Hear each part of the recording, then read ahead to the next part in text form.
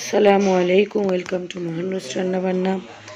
আজকে একটা birthday party cake share করব। সো চলেন শুরু করি।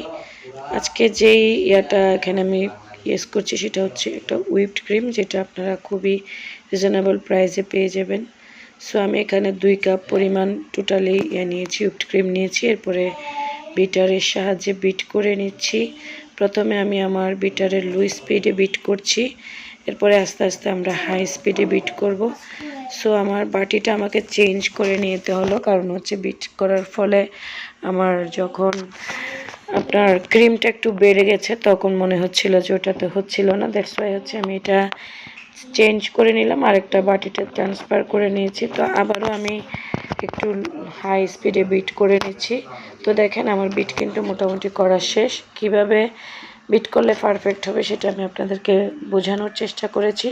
আর আমার কেকটা কতটা সফট হয়েছে সেটা আপনারা দেখেই নিশ্চয়ই বুঝতে পারছেন স্ক্রিনে। অনেক বেশি সফট হয়েছে এই কেকটা। সো কেকের রেসিপি আমার চ্যানেলে আগেও দেওয়া আছে, চাইলে দেখে নিতে পারেন, আমি ডিসক্রিপশনে লিঙ্ক দিয়ে দেবো। সো এটা হচ্ছে আপনাদের একটা পারফেক্ট স্পঞ্জ কেক। তো আমি এখানে একটু সুগার সিরাপ ইউজ করছি, যেহেতু এটা আমার ভ্যানিলা কেক, তাই আমি কোনো চকলেট সিরাপ না, জাস্ট হচ্ছে সুগার সিরাপটা এড করেছি।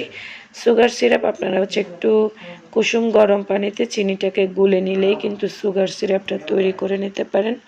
এরপরে প্রথম লেয়ারে আমি খুব সুন্দর করে, আমি কিন্তু কেকের বেসে সবসময় ক্রিমটাকে খুব কম ইউজ করতে চেষ্টা করি।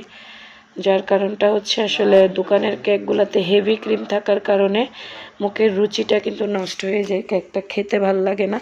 সো সেজন্য আমি সবসময় ক্রিমটা খুবই কম ইউজ করি।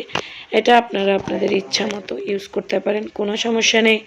ক্রিম খেতে যদি বেশি পছন্দ করেন সেক্ষেত্রে ক্রিমটা আরও বেশি করে ইউজ করতে পারেন। আমার বাসায় বাচ্চারা কিন্তু তেমন একটা পছন্দ করে না, দ্যাটস ওয়াই হচ্ছে আমি ক্রিমটা অনেক কম দিতে চেষ্টা করি।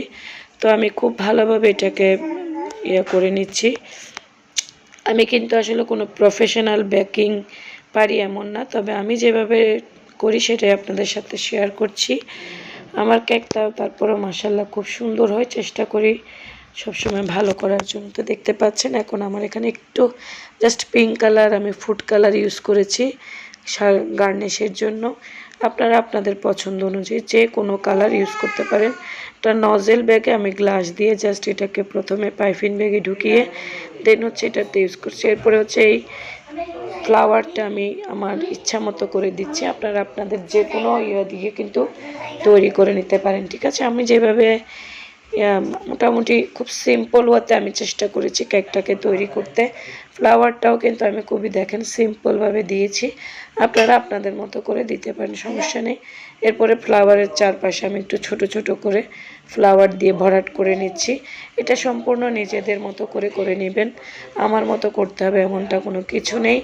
যারা হচ্ছে বাসায় কেক বানাতে অনেক বেশি টাফ মনে করেন তারাই হচ্ছে আমার ভিডিওটা রেসিপিটা ফলো করলে খুব সুন্দর একটা কেক তৈরি করতে পারবেন। তো পাতাটাকে দেখেন আমি একটু সিম্পলভাবে লতা লতার মতো করে চেষ্টা করেছি দেওয়ার জন্য। সো যাদের হচ্ছে আমার ভিডিওটা ভালো লেগেছে অবশ্যই কিন্তু ভিডিওটা শেয়ার করতে ভুলবেন না। আর অবশ্যই একটা করে লাইক কমেন্ট করবেন, এতে করে হয়তো আরও ভালো ভালো ভিডিও বানানোর অনুপ্রেরণা পাই। আপনাদের একটা লাইক কমেন্ট কিন্তু আমাদেরকে অনেকটা অনুপ্রেরণা যোগায়। সো আমার কেকটা আমি আপনাদেরকে ঘুরিয়ে ঘুরিয়ে দেখিয়ে দিচ্ছি। খুবই সিম্পলভাবে একদম একটা ঘরোয়াভাবে আমি কেকটা তৈরি করতে চেষ্টা করেছি। আশা করি আপনাদের কাছে ভালো লেগেছে। ভালো লাগলে অবশ্যই আমার চ্যানেলটাকে সাবস্ক্রাইব করে পাশে থাকবেন। আর যারা এখন অবধি সাবস্ক্রাইব করেছেন তাদেরকে অসংখ্য ধন্যবাদ। দেখেন কতটা সফট হয়েছে। আল্লাহ হাফেজ, আসসালামু আলাইকুম এভরিওয়ান।